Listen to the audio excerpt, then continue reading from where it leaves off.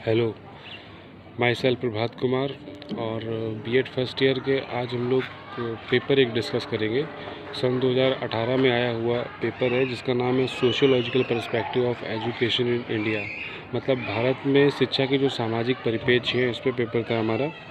तो इसमें section A में क्वेश्चन आते हैं कि 8 क्वेश्चन है। पहला क्वेश्चन है सामान्यतः समावेशी बालकों में अंतर स्पष्ट कीजिए। Difference between normal and inclusive children. राष्ट्रीय एकता को प्रभावित करने वाले कारक कौन कौन से हैं। Obstructing and achieving factor of national integration. सामाजिक परिवर्तन की दृष्टि से शिक्षा के क्या कार्य हैं। निरक्षरता उन्मूलन की आवश्यकता पर अपने संक्षिप्त विचार प्रस्तुत कीजिए। भारतीय संविधान में अनुच्छेद 45 का वर्णन कीजिए। आर्थिक विकास का क्या अर्थ है। सर्व शिक्षा अभियान के लक्ष्य लिखिए। भारत में शैक्षिक अवसरों की असमानता के प्रमुख कारण क्या हैं।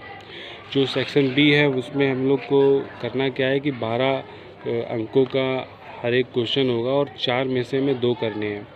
तो आता है इसमें पहला ही आता है कि भारत में जनसंख्या शिक्षा की मुख्य समस्याएं क्या हैं, उनका समाधान कैसे किया जा सकता है। वंचित बच्चे किन्हें कहा जाता है, इनके उत्थान हेतु सरकार ने कौन कौन से कदम उठाए हैं। राष्ट्रीय एकीकरण की क्या आवश्यकता है, राष्ट्रीय एकीकरण में शिक्षक की क्या भूमिका हो सकती है। और विद्यालय और समाज में निकट संबंध स्थापित करने में शिक्षकों की क्या भूमिका होती है, क्या होनी चाहिए। और अब आते हैं हम लोग सेक्शन सी पे, जो कि हमारा दीर्घ उत्तरीय प्रश्न में और बिल्कुल सेम है जैसा कि सेक्शन बी के साथ हुआ है। महिला सशक्तिकरण हेतु केंद्रीय समाज कल्याण बोर्ड द्वारा प्रायोजित किन्हीं 2 योजनाओं की विवेचना कीजिए। धर्मनिरपेक्षता का अर्थ स्पष्ट कीजिए और भारत में धर्मनिरपेक्षता को अंगीकृत किए जाने के कारणों पर प्रकाश डालिए। शिक्षा एक सामाजिक एवं गत्यात्मक प्रक्रिया है, इस कथन की व्याख्या कीजिए। शिक्षा के उद्देश्यों से संबंधित संवैधानिक मूल्यों का उल्लेख करिए।